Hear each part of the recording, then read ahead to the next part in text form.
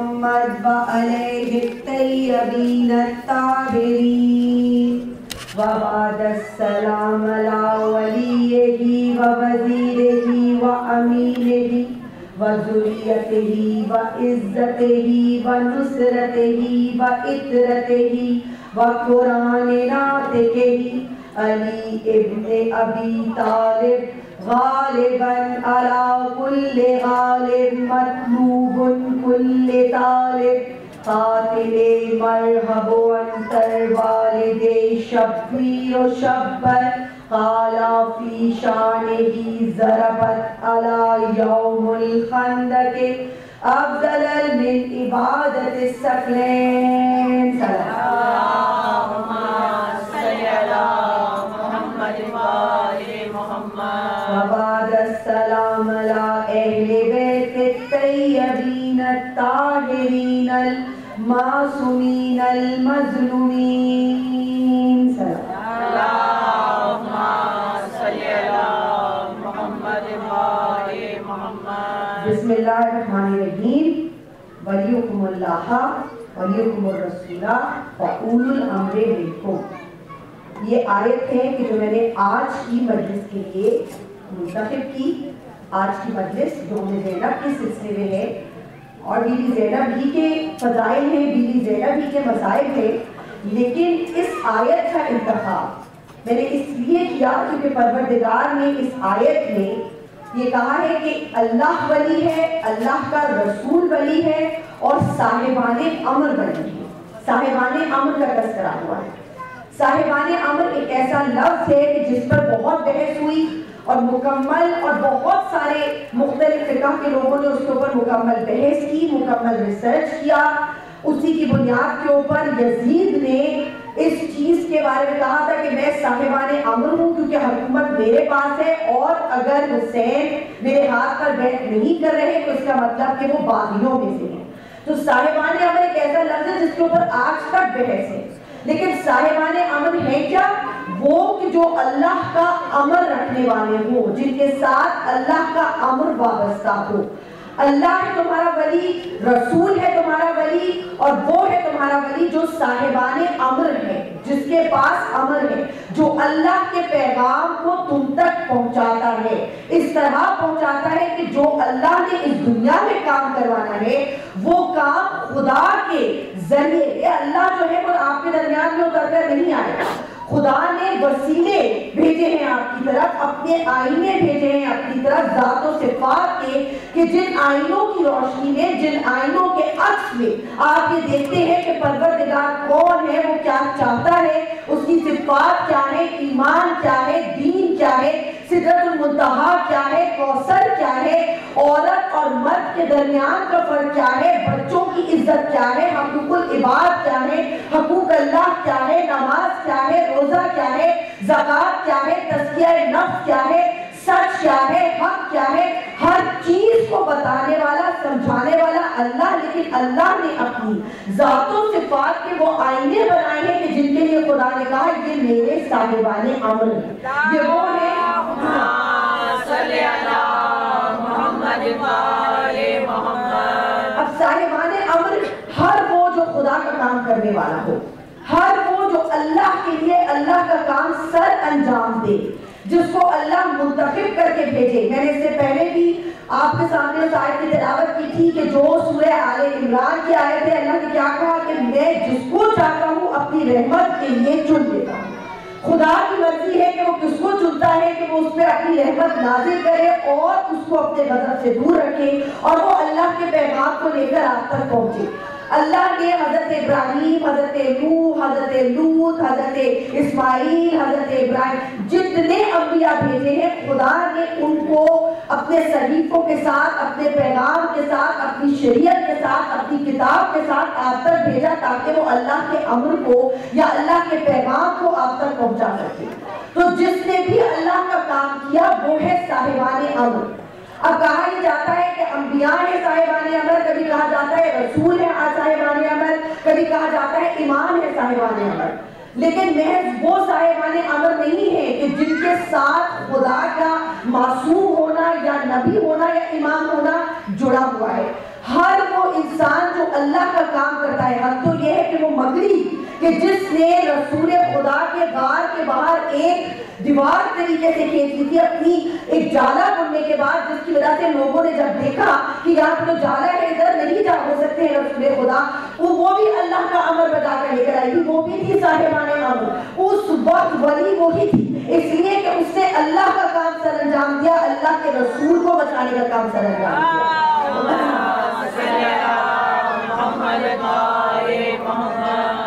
جس کسی نے خدا کے لیے حکم سے اس وقت جو کام کیا وہ صاحبان امر بن گیا. ایک تو صاحبان امر کی ایک بیسک یا اسپیسیفک ڈیفینیشن ہے کہ جس کے ساتھ ہم یہ کہتے ہیں معصومین صاحبان امر ہے. وہ تو ہے ہی اس لیے کہ وہ کتاب کے وارث ہیں, لیکن اگر صاحبان امر کا عمومی جائزہ لیا جائے تو ہر وہ شے اور ہر وہ انسان اور ہر وہ صحابی اور ہر وہ بیوی اور ہر وہ انسان کی جو دنیا میں آیا اور جس نے کسی بھی طرح کوئی ایسا کام سر انجام دیا کہ جو اللہ کروانا چاہتا تھا, وہ صاحبان امر بن گیا اس وقت. تو جب ہم بیویوں کی بات کرتے ہیں, آج یوم زینب ہے, اور اگر یوم زینب ہے تو آج بات صرف اور صرف ان کی ہونی چاہیے کہ جو تھی عورت لیکن انہوں نے وہ کام سر انجام دیا کہ وہ اس وقت صاحبان امر بن گئے. اللہ نے ان کے ساتھ اپنے معجزات کو وابستہ کر دیا. خدا نے کہا کہ انہوں نے میرا کام کیا لہذا میں ان کو اپنی رحمت کے لیے چن لوں گا. حضرت سارہ کو 70 برس کی عمر میں حضرت اسحاق جیسا فرزند عطا کیا اس لیے کہ وہ صاحبان امر تھی. حضرت مریم کو شوہر کے بغیر حضرت عیسیٰ جیسا فرزند عطا کیا. ان کی عصمت کی گواہی ایک پنگورے ہوئے لیٹے ہوئے بچے سے دلوائی اس لیے کہ وہ صاحبان امر تھی. حضرت موسیٰ کو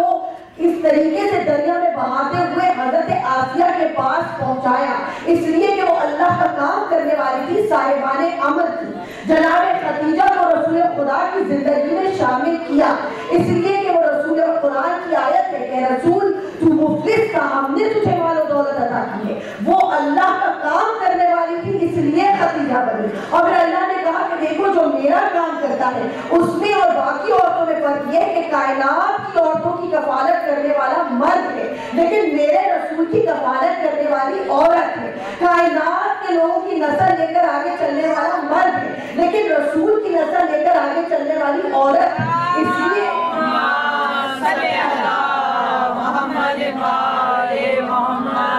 کہ وہ محض بیوی نہیں تھی, ان کو چنا گیا تھا اس کام کے لیے کہ وہ رسول خدا کی زندگی میں آئے.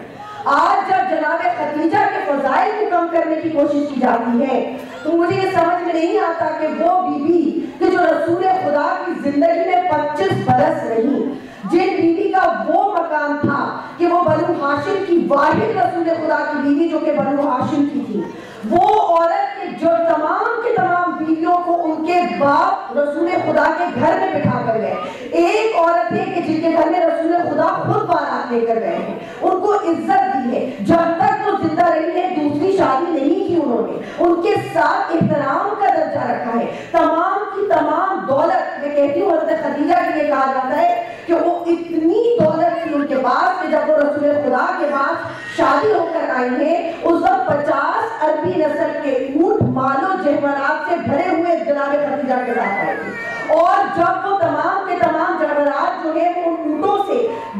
ہٹا کر زمین تو ایک دیوار بن گئی تھی جواہرات کی, اتنے جواہرات تھے ان کے ساتھ. لیکن جس کائنات کی عورت نے اپنی ساری کی ساری دولت رسول خدا کو اس طریقے سے کہیں کہ دین کے لیے آگے بڑھا دے, اس کی اپنی بیٹی کا جہیز کیا تھا. جناب فاطمہ کے ساتھ ایک چارپائی, 4 کپڑے اور کچھ کھجورے یہ گئی تھے جناب فاطمہ کے ساتھ. یہ ہے جناب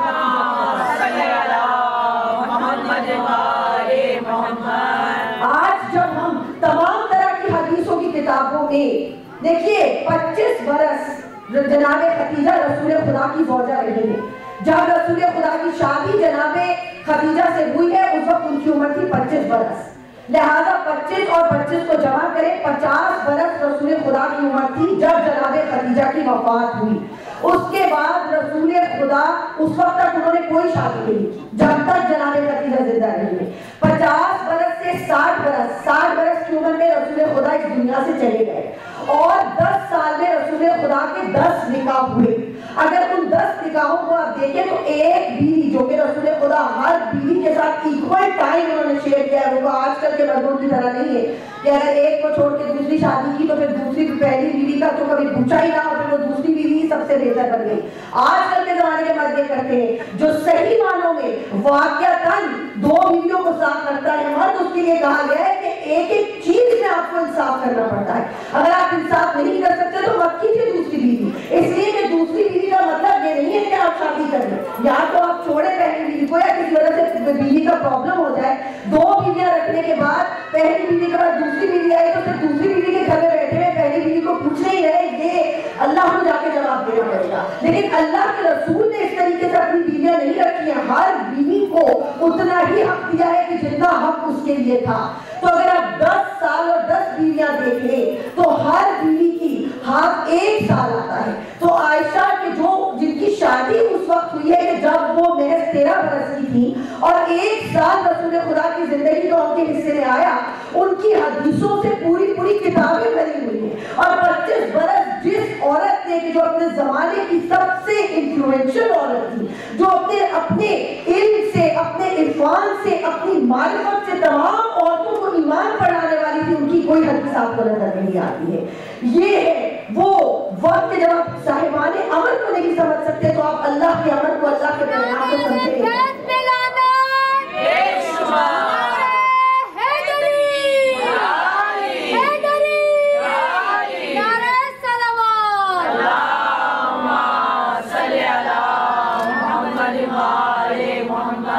تو اللہ کہتا ہے کہ جب میں کسی کو صاحبان امر بنا دوں تو پھر میں مرد اور عورت کے فاصلے کو بدل دیتا ہوں, ختم کر دیتا ہوں. اگر میرے دیے ہوئے علم کی وجہ سے عورت کے پاس علم آ جائے تو پھر اس کے پاس ایسا علم ہوتا ہے کہ وہ زینب بن جاتی ہے, باپ کی بھی زینت بن جاتی ہے.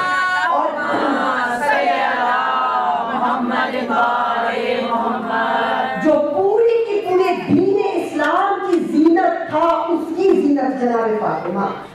پھر وہ سکینہ بن جاتی ہے جو پورے کائنات کے دلوں کے لیے سکون کا باعث, اس کی دل کا سکون جناب سکینہ, اور جو پورے کائنات کے لیے رحمت للعالمین, اس کے گھر میں رحمت بن کر آنے والی فاطمہ, جو پوری کائنات کا کفیل, اس کی کفالت کرنے والی خدیجہ.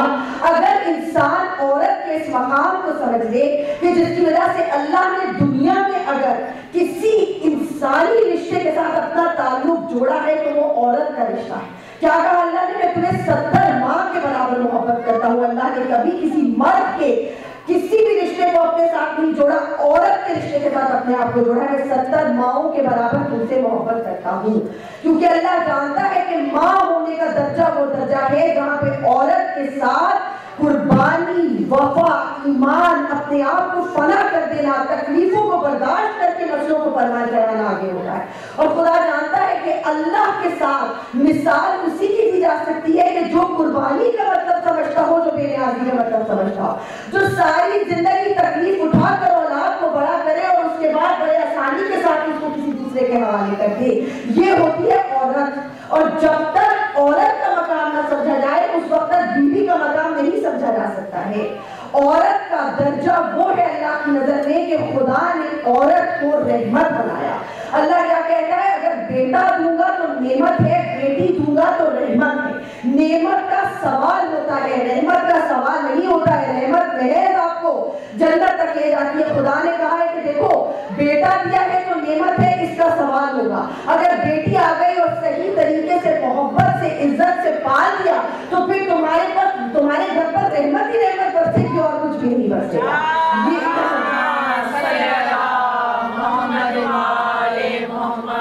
تو یہ جو اولو الامر کا تذکرہ ہے, اولو الامر وہ لوگ کہ جو, یا وہ ہستیاں کہ جو اللہ کے امر کو لے کر اس دنیا تک آئیں. اب دیکھیے حضرت آسیہ جیسی خاتون کہ جنہوں نے فرعون کی زوجہ ہوتے ہوئے اپنے کردار کو اتنا بلند رکھا کہ اللہ نے ان کو انتخاب کیا ان کے لیے, اپنی ہمت کے لیے, کہ اب ان کی گود میں حضرت موسیٰ جائیں گے. یا جناب مریم کی عصمت اس لیول کے اوپر تھی کہ اللہ نے کہا کہ مریم جیسی عورت کو منتخب کروں گا حضرت عیسیٰ کو اس کی گود میں دینے کے لیے. یا جناب سارہ کی مہمان نوازی اتنی زیادہ تھی کہ اللہ نے کہا کہ بڑھاپے میں 70 برس کی عمر میں اس کو اس فرزند عطا کروں گا. یا بی بی حاجرہ کی وفا اور ان کی محبت اتنی بلند تھی کہ اللہ نے کہا کہ میں صفا و مروہ کے اوپر صحیح کرنے پہ اتنا فیل پسند آیا کہ کائنات کا کوئی مرد اگر ایک عورت کے پیروں پہ چل کے صفا و مروہ کی صحیح نہ کرے تو اس کا حج مکمل نہیں ہو سکتا ہے. یہ جناب اگر آپ دیکھیں کہ جناب حاجرہ تھی کون؟ وہ ماں کہ جنہوں نے اپنے بچے کی محبت میں صفا و مروہ کی چکر لگائے تھے اور اتنی خدا کو پسند آیا ہے وہ فیل کہ اللہ نے کائنات تک کے لیے پھر مرد اور عورت کا ڈفرنس نہیں ہے. اللہ نے کہا ہے چاہے مرد ہے چاہے عورت ہے اگر مجھے یہ فیل پسند آ گیا ہے تو تم اب سب کے سب اسی کے اوپر صفا و مروہ کی صحیح کرو گے تو تمہارا حج مکمل نہیں بننا تمہارا حج بھی مکمل نہیں بننا.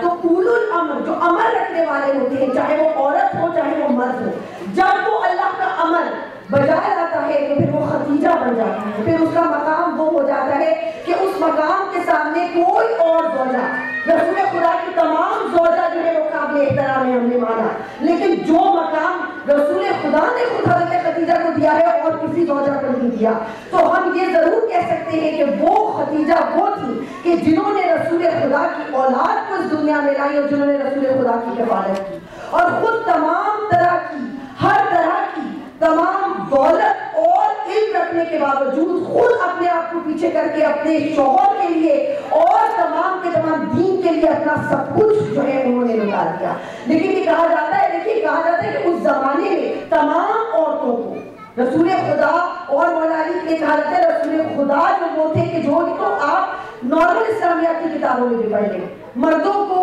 بچوں کو اسلام پہ لانے والے حضرت علی تھے مردوں کو لانے والے جو تھے وہ ان کے پہلے صحابہ اور عورتوں کو لانے والی حضرت خدیجہ. تو اب اگر حضرت خدیجہ تھی تو پھر اس سے اندازہ کرنے کہ کتنا انفلوئنس تھا ان کا اس زمانے میں عورتوں کے اوپر کتنا علم تھا کہ وہ اپنے علم کے ذریعے کتنی عورتوں کو انہوں نے کنورٹ کیا ہے. ان کی قربانی تھی اس لیے ان کے اندر اللہ نے وہ تمام کی تمام طاقت علم کو ڈال دیا تھا. میں نے تمام اشرے پڑھا ہے کہ علم معصوم کیا ہوتا ہے جو اللہ کا دیا ہوا علم ہوتا ہے وہ کیا ہوتا ہے. خدا ان کے دلوں پہ اپنا علم نازل کرتا ہے کہ جو اللہ کے امر کو لے کر آگے بڑھنے والے ہوتے ہیں. اور جناب خدیجہ کی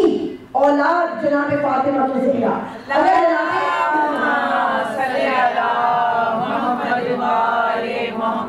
جناب فاطمہ کا کیا مقام ہے بس اس میں ایک ہی جملہ میں کہوں گی کہ حضرت حاجرہ شیطان جو ہے تمام کی تمام حضرت نوح کی بیوی کو بہکایا تھا شیطان نے حضرت حوا کو بہکایا تھا شیطان نے حضرت لوط کی بیوی کو بہکایا تھا شیطان نے لیکن حضرت حاجرہ کو کیوں نہیں بہکا سکا تھا شیطان. جب حضرت حاجرہ کے پاس پہنچا تھا تو حضرت حاجرہ نے کہا تھا میرا شوہر وہی کرتا ہے کہ جو اللہ کا حکم ہے. کیا وجہ ہے کہ حضرت حاجرہ کو نہیں بہکا سکا؟ اس لیے کہ وہ معصوم کی ماں تھی. معصوم کی بیوی ہونا جو ہے وہ اتنی بڑی چیز نہیں. معصوم کی بیوی بہک سکتی ہے لیکن معصوم کی ماں نہیں بہک سکتی. اس لیے کہ جس کی شکل میں معصوم ہوتا ہے اللہ اس کو چن کر اس دنیا میں بھیجتا ہے کہ اس کے شکل کے اندر معصوم جو ہے وہ پرورش پائے گا. تو اگر ایک امام کی ماں کی حیثیت اتنی ہے کہ وہ شیطان کے آگے جھکی اور اس کے صفا و مروہ کے صحیح کرنے پہ تمام مردوں کے لیے یہ حکم ہو گیا کہ وہ صفا و مروہ کی صحیح کرے تو جو 11 اماموں کی ماں تھی اس کا کتنی بڑی حیثیت ہے اس کا کیا ہے.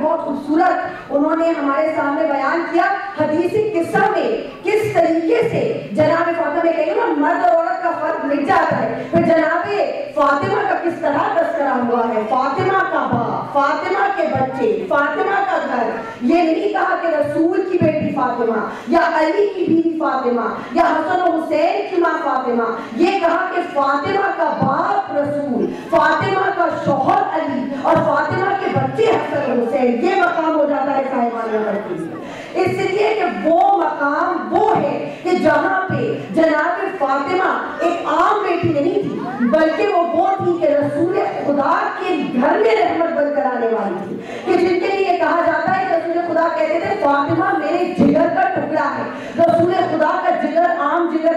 قلب عام قلب نہیں ہے، رسول خدا کا قلب وہ ہے جس کے اوپر قرآن نازل ہوا ہے۔ اگر قلب کا ٹکڑا ہے تو قرآن کا ٹکڑا ہے، اور یہی وجہ ہے کہ 18 برس کی عمر میں ان کا قرآن کے اوپر عبور اتنا تھا کہ ان کی کنیز جناب فضا نے ان کی صحبت میں رہتے ہوئے قرآن کے استدلال کے علاوہ کوئی بات نہیں کی ہے۔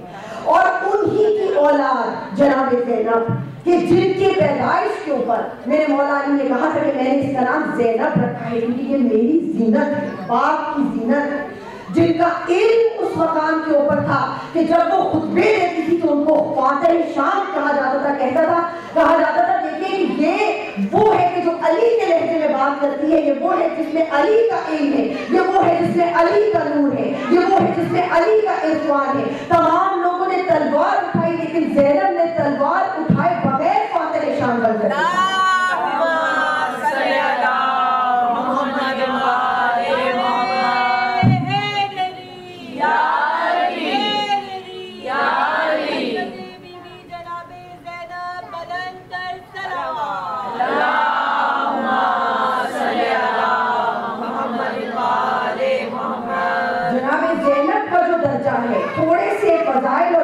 مسائل کیونکہ وقت کی قلت ہے۔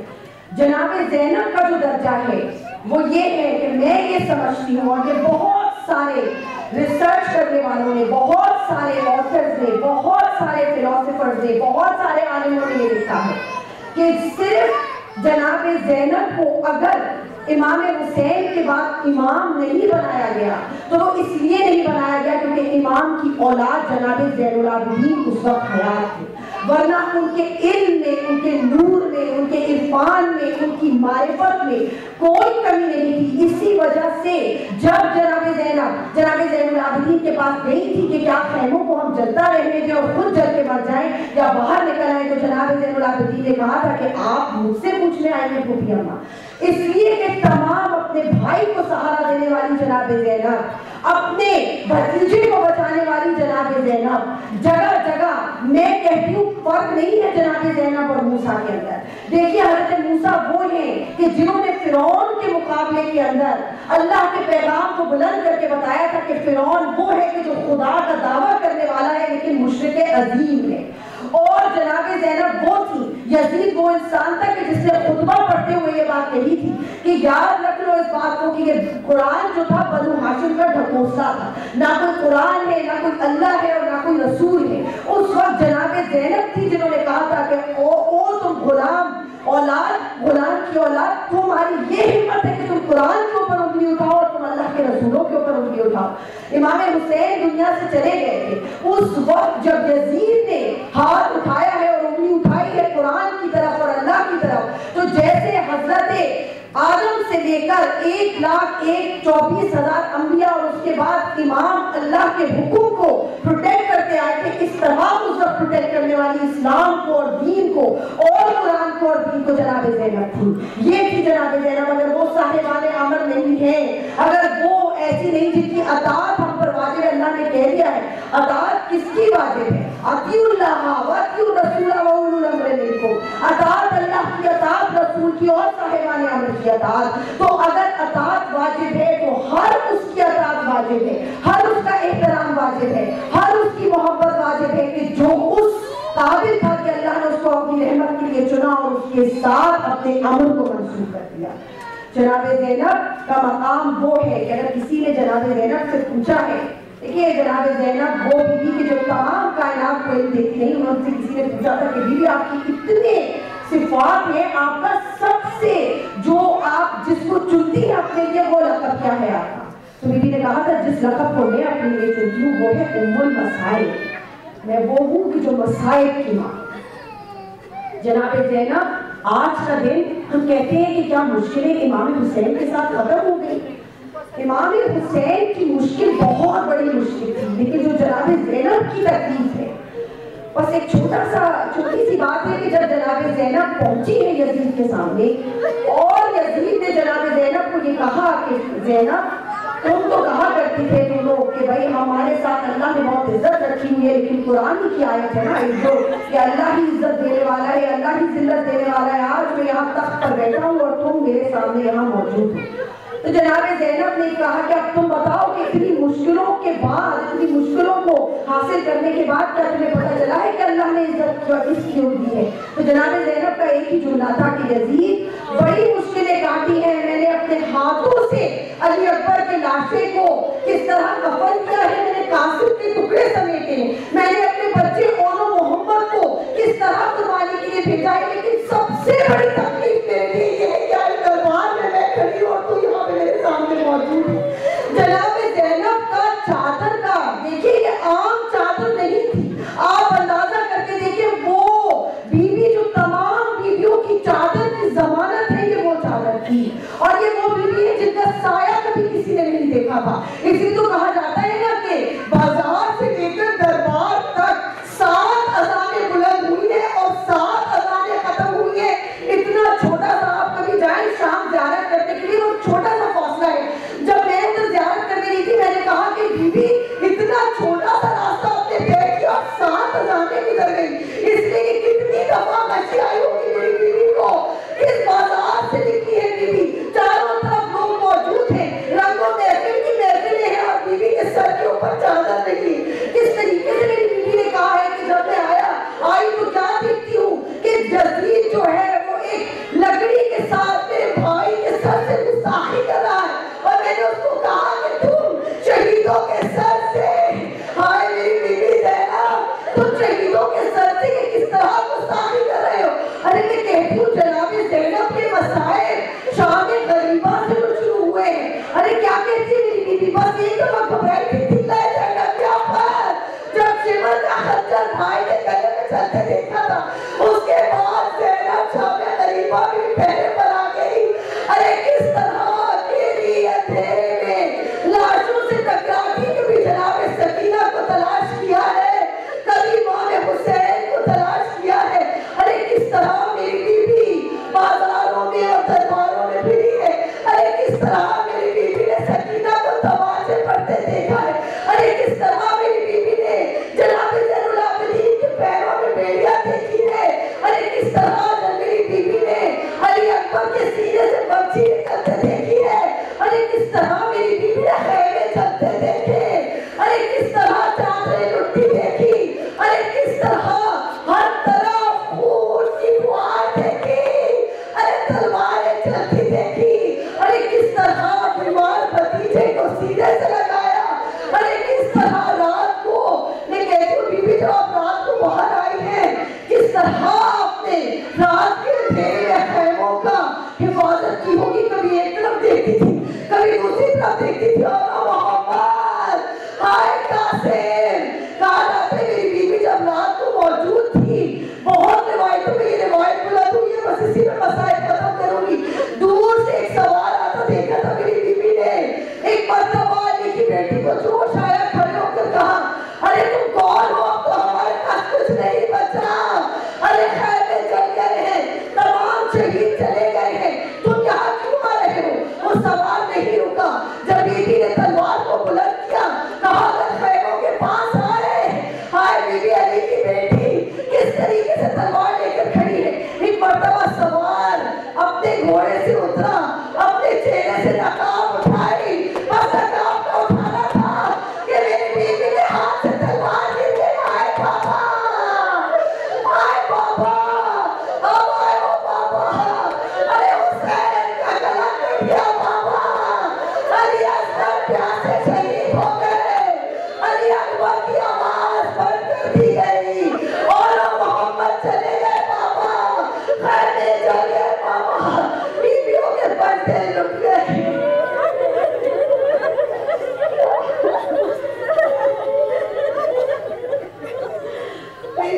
ہم سب کو جتنی عورتیں ہیں ان کو اسی راستے پر رکھ, کہ جو راستہ بیوی سیدہ کا راستہ تھا, جو راستہ جناب زینب کا راستہ تھا, جو جہاد کا راستہ تھا, جو عزت کا راستہ تھا. یہاں پہ جتنی بیویاں بیٹھی ہیں پروردگار ان کے دلوں کے اندر اہل بیت کی محبت کو اجاگر رکھ, تمام بچوں کے سروں کے اوپر پردوں کو سلامت رکھ, ہر ایک کو اپنے گھر کا سکون دے کر پروردگار. جتنے لوگ یہاں بیٹھے ان کی دلی حاجات کو پورا کر. جناب سکینہ کے تماچوں کی سکتی کسی بچی کو, ارے اتنی چھوٹی عمر میں تکلیف کا برداشت کرنی پڑے, ارے جناب علی پیغمبر کی پیشینی کے صدقے تمام